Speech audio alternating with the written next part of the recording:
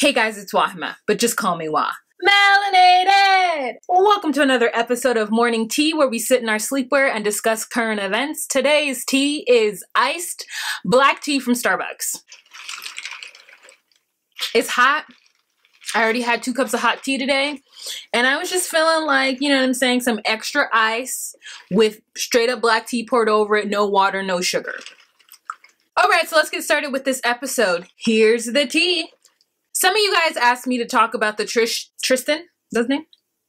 The Khloe and Tristan drama of last week. That's not really my thing, but I'm gonna go on ahead and link my homegirl, Chris Farah. She does pop culture, or she's starting to bring up her YouTube again, and she'll be doing pop culture videos when it comes to certain like gossipy, like who's baby what situation. I will say that the baby's name is True Thompson, and that I think my friend Chris is right, and it was a conspiracy with Kris Jenner and the guy who runs, like, Harvey, whatever his name is, the guy who runs TMZ. All right, next topic. Here's the tea. I'm giving you like glasses wall.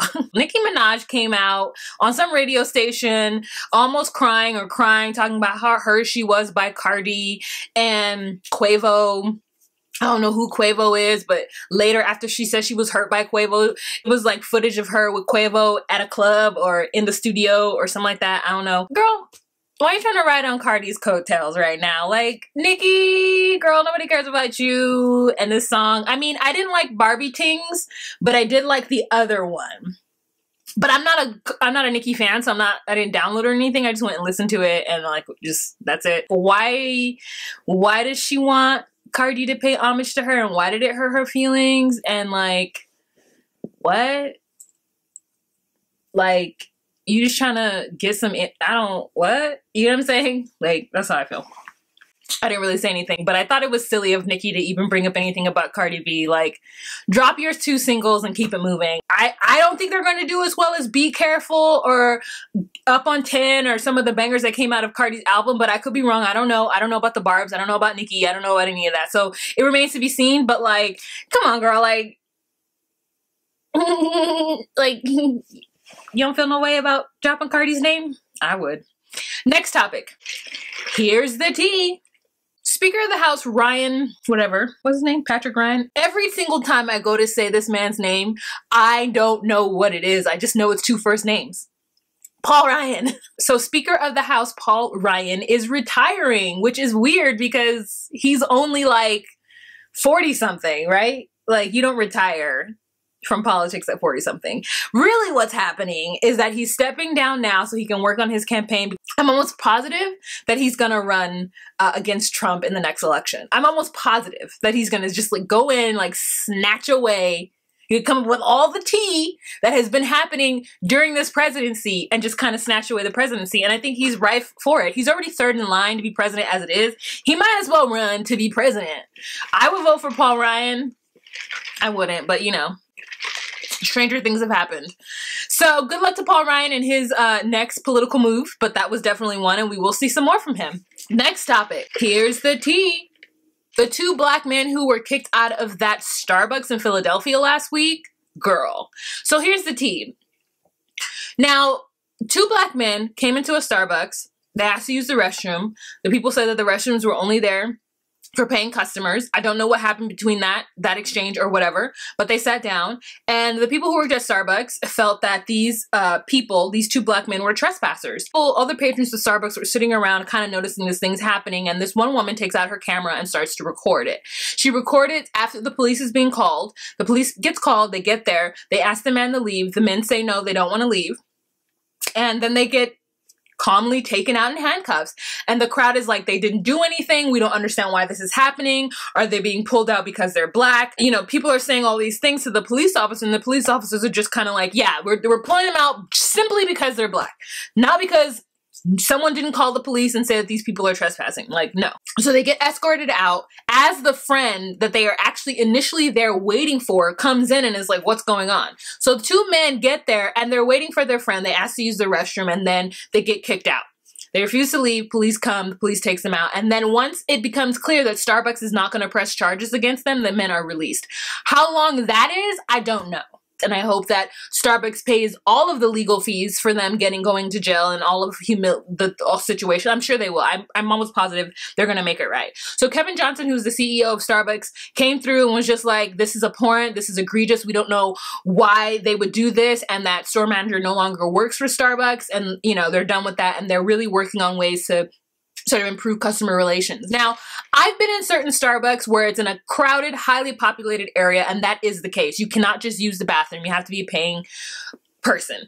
But for them to call the police, that is weird to me. It's weird that they will call the police in a Starbucks when there are homeless people stinking up a Starbucks in the middle of Times Square and nobody calls the police to get that guy out. But the two black men who are just sitting there who asked to use the restroom get kicked out. That is weird. So I wonder what location the Starbucks was in, and I wonder what was happening in the mind frame of these workers where someone didn't stop and say, hey, no, don't call the police. There were protests in Philadelphia. I don't know if at that Starbucks or a different Starbucks about this entire situation, and it is ridiculous. Now, do I think that the police were wrong? No, I think the police came in and did their job. If the store manager or the people working there says that this person is trespassing and they don't want them there, they should go. I've worked in retail, and I would be very upset if I had called the police on someone and the police got there and determined that that person was fine and they weren't going to take them away. I would want to feel that the police is on my side, seeing as how I'm the one who called for help, right? So the police did what they were supposed to do, period, point blank. I'm not blaming them at all. It's the store manager and the people working there, and I want to know what happened. And I feel like maybe Starbucks will probably let something go to say what happened. Like maybe even if there was words had between the two people, to call the police though, like that's excessive and aggressive, especially if there was no threat to you. It's crazy. That's all I have to say. It's crazy. Okay, next topic. Here's the tea. Taylor Swift. Taylor Swift remade September by Earth, Wind & Fire. I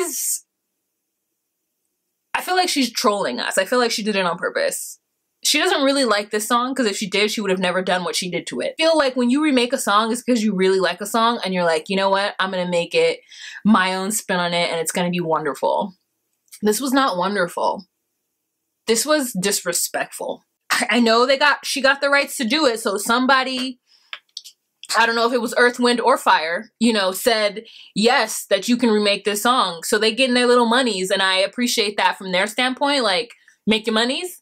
But I feel like she is mad at y'all. You know, her and her community, that country community, is mad at Black people for taking I Will Always Love You and making it a Whitney song when it was a Dolly song. Dolly wrote that song, performed that song, it was her song, and then Whitney came and sang it, and now it's Whitney's song, and we don't even know that Dolly even sang that song, that it even came out, or that it was even as popular, as amazing as it was when it came out when Dolly sang it. So I think that Taylor Swift is getting back at us for that. She's like, if you guys can take I Will Always Love You, I will take September and throw it in the trash. And I'm hurt about it. I'm hurt about it. It's disrespectful. So the last thing I want to talk about, here's the tea. Girl, is Beychella. Okay. I was not gonna watch it. I didn't even care. I don't care about Coachella at all. Like, I would never pay that much money to sweat in a desert with a bunch of churns. Like, it's not gonna be me at all ever in my life, right? Unless it's free, unless it's air conditioning, and I have backstage passes. Like, no, I'm not doing any other way. Okay? My coworker was at work and she was like, I'm gonna go home and I'm gonna watch Beyonce. And I was like, what time does it come on? Like, she's like, I don't know. I think it's free. It's on YouTube. And I was like, YouTube? So I went onto YouTube and it came on at like 11, I want to say like 11:20 p.m. So those y'all on the East Coast, y'all was pressed, son. Anyways, it came on at 11:20 p.m. and I started to watch it and I didn't know what I was getting myself into. You know what I'm saying? Like, I didn't know that I was about to witness history. I didn't know that I was about to witness like a thing that I could never unwitness, and that I was so glad that I accidentally stumbled upon it. As y'all know, I'm not a part of the Bayhive. I'm not a part of the Beehive. I'm not a Beyonce stan. Her music keeps me moving, but she's not an artist that's in my heart. As a Black woman, I support the magic. She just doesn't reside in my spirit, okay? This performance really showed her to be one of the best performers, if not the best performer of our lifetime right now. I mean, Michael gave it to us, Janet gave it to us, they all gave it to us. Beyonce delivered us. She delivered it onto us. And we were there like the baby daddy waiting for that baby. And we all caught it. And we loved it. And we're like, oh. Because it was amazing. The first scene is her walking out giving us Nefertiti. Her dancers sand bodysuits, leg out, you know, Egyptian Nefertiti on it. We got Beyonce walking with a cane, a walking stick. We've got her with a cape, a snatched bodysuit in all of the right colors. And she's just walking. She's just walking. You know what I mean? And it's like a walk, a walk. We first see the Grandmaster, and I don't even know if that's the right word, but we know that there's a drum line happening because there's drumming happening and it's fierce. And the ladies are getting in formation. You feel me? The ladies are getting in formation. They're in formation behind her and they're just walking. She walks all the way backstage and we're like, where'd she go? Her dancers are out there and they're moving about. They're doing their dancing and we're like, oh my God. It's a costume change. She just gave us Nefertiti for the beginning. She didn't even do nothing but walk in it. Okay, and then she comes out and all of a sudden it's like we're at an HBCU like homecoming game. There's the drum line. There's a full-on band. There's the women who dance. I don't even know any of the correct terminology for this, but they're all there. All the dancing women, you know what I'm saying? At HBCU. I didn't go to the HBCU, which I'm now absolutely regretting. And it's Southern University.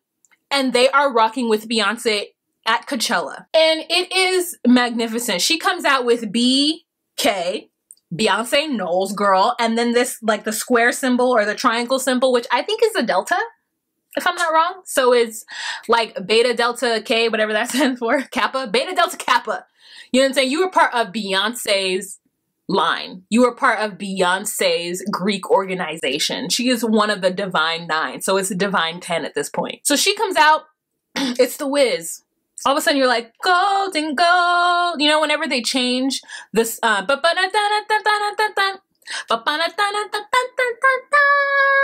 they change it from like green to red to gold. Yes. Hands are put out to help her get down those steps and it is magnificent and they go into it and it feels like it doesn't stop. It starts there and it does not stop. I mean, girl, it's 3 costume changes. She's got the yellow on. All her dancers have the yellow on. They are doing all of the magical dances of the Black HBCU. It just makes you want to go to one for real, for real. There's a School Days bit in it where she has her line of men and she calls them Bugaboo and they're online and she's like, make me laugh. Ha ha ha. Did we laugh, ladies? No. And then she has a whole movement of show me your balls. Like, I'm just like, she gives us Nina Simone homage. She gives us homage to Malcolm X. She gives us homage to all these things. And when we think it's over, we're waiting. We're waiting for like a special guest or something. I'm waiting for Destiny's Child personally. And then Jay-Z comes out and just like clears his throat through the whole thing. I was just like, Jay-Z, I'm gonna need you to drink some tea, take a lodgings. Like, you're acting like you've never performed any before. I was just like, can we go back? And why would you guys do Deja Vu? Like, that's not even the song I want to hear. Like, I want him to come out and I want them to do like, that was a miss, okay, for me.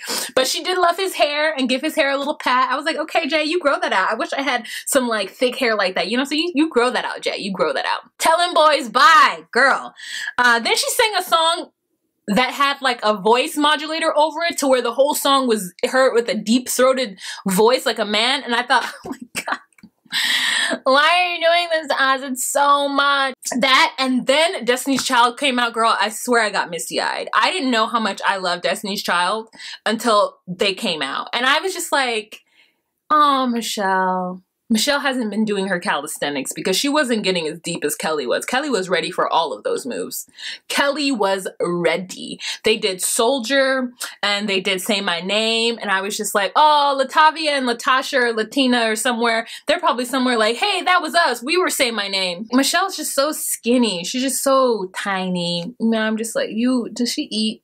She doesn't look right. But girl, it gave all of me. They did that walk together, and at some point Beyonce let Michelle and Kelly walk in front of her, and she was in the back, and then they did it. I mean, it was just so great. It was like the reunion we all wanted. We wanted more of that. They didn't give us more of that, but we wanted it. We wanted it. And then she had those 2 twin dancers that are everywhere. Then she had the guys come out who do that kind of dancing where they like move their muscles around and their bones around in their body. You've seen it. If you watch So You Think You Can Dance, you've seen that kind of dancing before. I can't remember what it's called. It's not crumping, but it's like the evolution of crump. It's great. I didn't expect it, honestly. I didn't know that's what I was into. I thought she was going to sing a few songs, but she almost gave us a 2-hour performance. And she gave us looks, and she danced while she sang. And then Solange came out, and then there was like a wardrobe malfunction because she kept like pushing her boobs in, which I didn't know what was going on. I was like, is she lactating? Like, did her boob pop out? And she's like worried about a Janet moment, but it wasn't that at all. So I'm not sure what quite happened, but she kept it going. It popped out when Solange came out, and she continued the performance after that. Just go ahead and take a time out and watch it. It was an absolutely wonderful, wonderful performance. Oh, it was great, you guys. You should absolutely check it out. All right, you guys. So that's it for this episode of Morning Tea. Thank you so much for watching. If you have any questions, comments, or concerns, please leave a comment down below. And as always, be you, be true, and find your place. Bye.